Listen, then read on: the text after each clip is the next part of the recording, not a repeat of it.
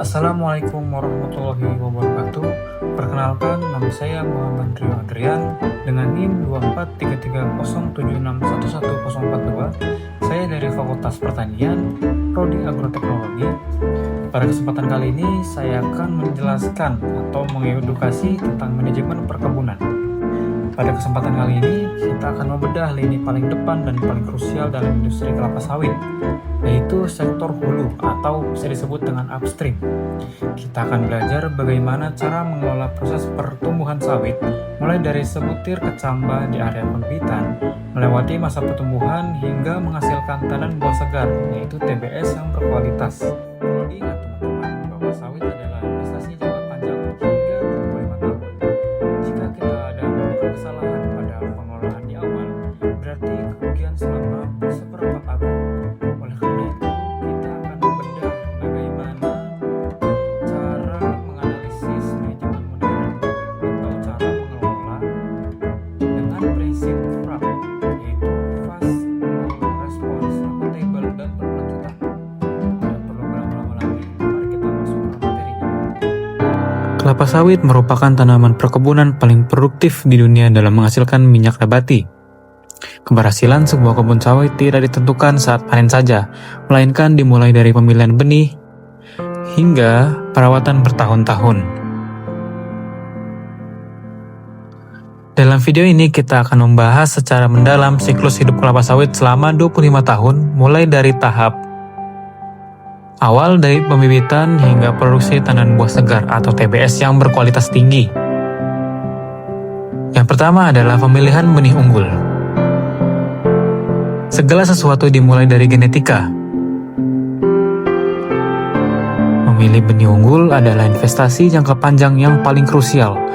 Para petani harus menggunakan benih bersertifikat dari sumber resmi seperti BPKS, Sokvin, atau produsen benih legal lainnya. Benih unggul memiliki potensi produksi hingga 30 ton TBS per hektar per tahun. Hindari penggunaan benih asal-asalan atau melihat abal-abal karena hanya akan merugikan biaya perawatan. Selama puluhan tahun dengan hasil buah yang sangat minim.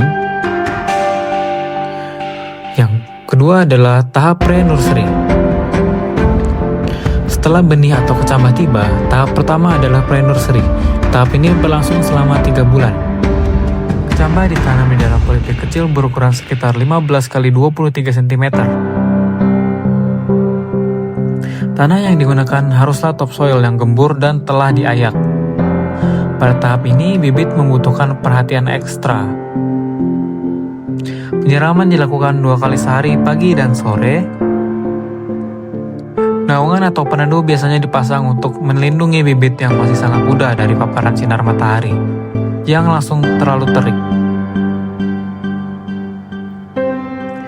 Yang ketiga adalah pemeliharaan di pre-nursery.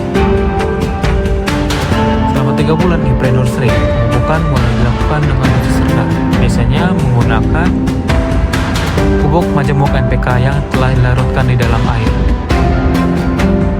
Selain itu, pengendalian gulma dilakukan secara manual dengan tangan agar tidak merusak perakaran bibit yang masih lemah. Seleksi bibit atau cooling pertama dilakukan di sini. Bibit yang kerdil, berdaun sempit, atau menunjukkan kelainan genetik harus segera dibuang dan tidak boleh dilanjutkan ke tahap berikutnya. Yang keempat adalah tahap main nursery atau pembibitan utama. Selain berusia 3 bulan, bibit dipindahkan ke main nursery. Di sini bibit ditanam di dalam polybag yang besar berukuran 40 x 50 cm. Jarak antar polybag diatur sedemikian rupa, biasanya sekitar 90 cm dengan pola segitiga sama sisi tujuannya. Adalah agar setiap bibit mendapatkan ruang dan sinar matahari yang cukup untuk tumbuh maksimal. Tahap main nursery ini berlangsung selama 9 hingga 12 bulan. Yang kelima adalah perawatan intensif main nursery. Di main nursery ini, kebutuhan air bibit meningkat sangat drastis. Di mana sistem irigasi seperti sprinkler sangat disarankan untuk memastikan distribusi air yang merata. Pemupukan dilakukan secara rutin setiap 2 minggu dengan dosis yang sangat terus meningkat sesuai umur. Kita juga harus waspada terhadap serangan hama seperti ulat api dan penyakit seperti kurvularia atau bercak daun. Pencegahan dilakukan dengan penyemprotan fungisida dan insektisida secara berkala namun terukur. Yang keenam adalah seleksi bibit tahap akhir. Sebelum dipindahkan ke lapangan, seleksi akhir ini sangat penting untuk dilakukan. Yang dimana bibit yang siap ditanam harus memiliki tinggi sekitar 1 meter atau batang yang kokoh dan daun yang hijau tua sendu. Bibit yang menunjukkan gejala cimera, kerdil, atau daun berputar harus segera dimusnahkan. Hanya bibit yang terbaik yang boleh masuk ke lahan perkebunan karena bibit yang cacat tidak akan pernah memberikan hasil yang optimal meskipun dipupuk dengan mahal. Yang ketujuh adalah persiapan lahan dan penanaman. Sambil menunggu bibit siap, lahan harus disiapkan. Jika lahan berupa areal hutan, dilakukan pembersihan tanpa bakar atau zero burning. Lubangi tanam dibuat dengan ukuran 60 x 60 cm. Jarak tanam standar kelapa sawit adalah 9 x 9 x 9 dengan pola segitiga yang menghasilkan sekitar 143 pohon per hektar. Sebelum penanaman, lubang tanam sebaiknya diberikan pupuk dasar seperti rock fosfat atau untuk merangsang pertumbuhan akar awal. Yang kedelapan adalah masa tanam belum menghasilkan atau TBM. Setelah ditanam, kelapa sawit memasuki fase TBM atau tanaman belum menghasilkan selama kurang lebih 30 bulan. Pada fase TBM 1, TBM 2, dan TBM 3, fokus utama adalah pertumbuhan vegetatif. Petani harus memastikan piringan sawit tetap bersih dari gulma agar pupuk terserap sempurna oleh tanaman. Penanaman tanaman kacangan penutup atau tanah legum cover crop sangat disarankan untuk menjaga kelembapan tanah dan menambah fiksasi nitrogen secara alami. Kemudian adalah kastrasi dan sanitasi. Pada usia sekitar 18 hingga 24 bulan, pohon sawit mulai mengeluarkan bunga jantan dan betina. Namun, buah yang dihasilkan pada masa ini belum layak dijual dan hanya akan menguras energi tanaman. Oleh karena itu, dilakukan proses kastrasi, yaitu pembuangan bunga dan buah muda hingga pohon mencapai ukuran yang cukup kuat. Kastrasi membantu diameter batang menjadi lebih besar dan memastikan buah yang dihasilkan nantinya seragam dan berkualitas tinggi. Kemudian adalah memasuki masa tanam menghasilkan atau TM. Sekitar 30 bulan setelah tanam, kelapa sawit siap dipanen untuk pertama kalinya. Ini adalah masa transisi menuju TM atau tanaman menghasilkan. Pada tahun-tahun awal, produksi buah yang dihasilkan disebut sebagai buah pasir. Ukurannya kecil namun kandungan minyaknya mulai terbentuk. Pemupukan pada tahap ini harus seimbang, mengandung unsur nitrogen, fosfor, kalium, dan magnesium sesuai dengan rekomendasi analisis daun dan tanah. Kemudian adalah kriteria matang panen. Kualitas minyak sawit ditentukan oleh ketepatan waktu panen. Buah yang terlalu mentah memiliki kadar minyak rendah, sedangkan buah yang terlalu matang memiliki kadar asam lemak bebas atau ALB yang tinggi. Kriteria matang panen yang standar adalah adanya minimal 2 hingga 5 brondolan yang jatuh secara alami di piringan pohon.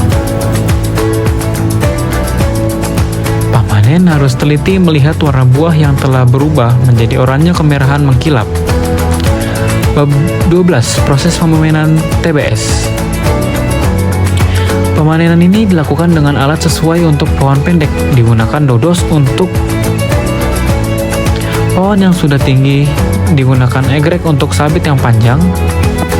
Saat memanen, pelepah yang menyangga buah terus dipotong sedikit mungkin, mengikuti prinsip curi buah, atau meminimalisir pemotongan pelepah agar tajuk pohon agar tetap terjaga. Buah yang sudah dipotong harus segera dikumpulkan di tempat pengumpulan hasil atau TPH. Kemudian transportasi dan logistik. Kecepatan adalah kunci. Dan buah segar harus sampai di pabrik kelapa sawit dalam waktu kurang dari 24 jam setelah dipanen. Jika terlalu lama menumpuk di kebun, kualitas minyak akan menurun drastis karena kenaikan asam lemak bebas. Truk pengangkut yang memastikan buah tertata rapi dan tidak ada brondolan yang tercecar di sepanjang jalan. Karena brondolan mengandung kadar minyak tinggi.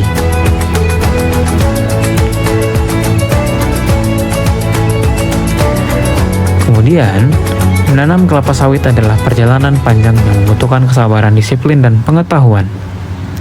Dari sebuah kecamatan kecil di pembibitan hingga menjadi pohon raksasa yang menghasilkan tandan buah segar, setiap tahap memiliki peran penting.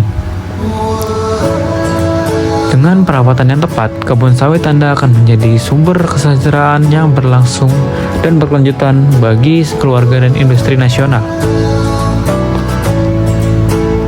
Terima kasih telah menonton panduan ini. Selamat berkebun.